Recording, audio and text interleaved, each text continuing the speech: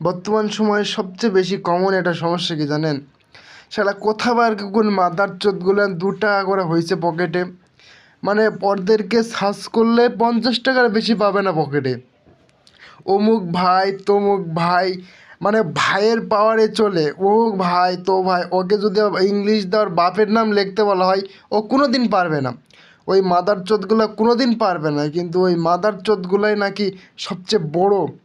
অমুক ভাই তমুক ভাইয়ের নাম করে চলাফেরা করতেছে। আসলে এটা ভাবতেও খারাপ লাগে যে এরকম সিচুয়েশনেও যে যেতে হবে।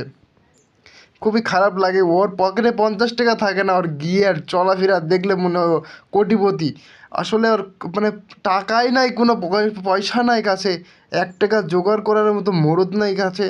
ও নিজেকে এমন স্টাইলে মানুষের সাথে উপস্থাপন করতেছে মনে হচ্ছে ও কোটিপতি। আসলে একটা ভিখারি যখন হালকা কিছু টাকা পয়সা পায়, ওর নিয়ম কানুন রাজনীতি সব কিছু চেঞ্জ হয়ে যায়। বর্তমান সময়টা হয়েছে এরকম। শামীম আহমেদ মোনা, তোমাকেই বলছি আমি কথাটা।